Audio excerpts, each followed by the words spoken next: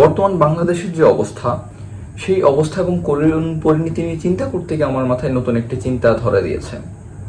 সমাজতন্ত্র বা সমাজতান্ত্রিক বিপ্লব যেটি বলে, যে যেই শ্রমজীবী মানুষেরা রাষ্ট্রের প্রয়োজনে শ্রম দেয়, কাস্তে ধরে, লাঙল ধরে বা ধরতে পারে, তারা রাষ্ট্রের প্রয়োজনীয় সময়ে রাষ্ট্র পরিচালনা করার মতো ক্ষমতা রাখে।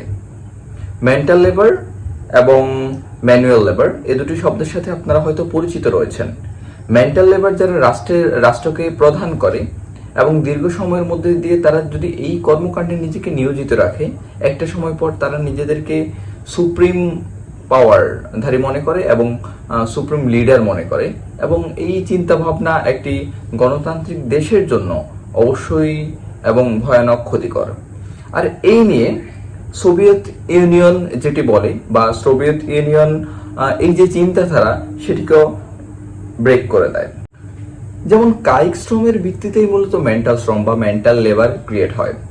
আজকে বা বর্তমানে আমরা যে নদীতে ভাসছি, হয়তো অতীত কোনো একটা সময়ে কোনো একটা কাঠের পাটাতন বা কলা গাছের ভেলা ইউজ করে আমরা কিন্তু পানিতে ভেসে থাকতে পারতাম বা এখনো ভাসছি। বা একটু কোনো বৈঠা দিয়ে যদি আমরা একটু ধাক্কা দিই বা পানিতে ঢেউ তুলি, তাহলে আমাদের দিক পরিবর্তন করতে পারি।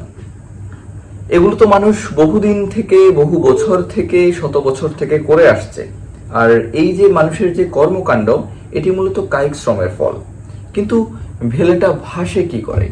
এটির যদি আমরা তাত্ত্বিক দিকটি একটু দেখতে যাই, বা মেন্টাল লেবার বা মেন্টাল চিন্তার বিষয় আবিষ্কার বা চিন্তার বিষয়টা দেখতে যাই, তাহলে সেটা তো কিছুকাল আগের কথা। তরল পদার্থের প্লবতার ফলেই কঠিন বস্তুগুলা পানিতে ভাসমান থাকে। আর এটি তো কিছুদিন আগে বা কিছুকাল আগে আর্কিমিডিসের আবিষ্কার। এই আর্কিমিডিসের আবিষ্কারের আগে কি মানুষ পানিতে ভাসেনি? শ্রমজীবীরা দীর্ঘকাল ধরে যেটি করে আসছেন সেটি হলো যে তারা কায়িক শ্রমকে থিওরিলাইজড করেছেন। থিওরিলাইজড করার মধ্যে দিয়েই মূলত কায়িক শ্রমের যে চিন্তা এবং কায়িক শ্রমকে আরো একদম এগিয়ে নিয়ে যাওয়া, সেটি তারা করেছেন এবং কায়িক শ্রমকে আরো সহজ করে তুলেছেন। তাহলে দেখা যাচ্ছে যে কায়িক শ্রম এবং মানসিক শ্রম এই দুটি বিষয় যদি হাতে হাত রেখে কাজ করে, তাহলে যে কোনো দেশ, যে কোনো সমাজ, যে কোনো রাষ্ট্র অনেক দূর এগিয়ে যায়।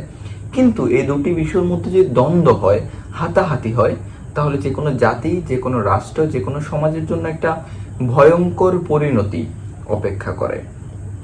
এটি আমাদের বাংলাদেশের ক্ষেত্রে খুবই প্রাসঙ্গিক কথা।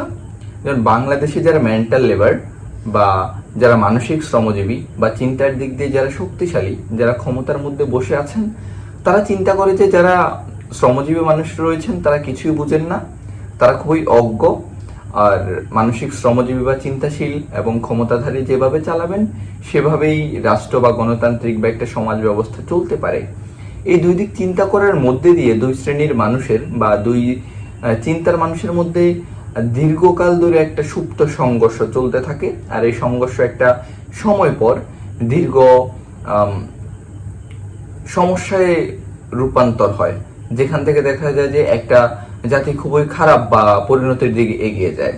তো দেখা যায় আমরা যদি আমাদের কায়িক শ্রম এবং মানসিক শ্রমজীবী যারা রয়েছেন, আমাদের সমাজের একবারে কৃষক থেকে প্রান্তিক জনগণ এবং যারা চিন্তাশীল, তাদের দুইজনের চিন্তাকে কাজে লাগিয়ে সুফল একটা রাস্তা বের করতে পারি, তাহলে সেটা কিন্তু আমাদের দেশের, সমাজের এবং মানুষের জন্য জনকল্যাণমূলকই হবে বলে আমি মনে করছি।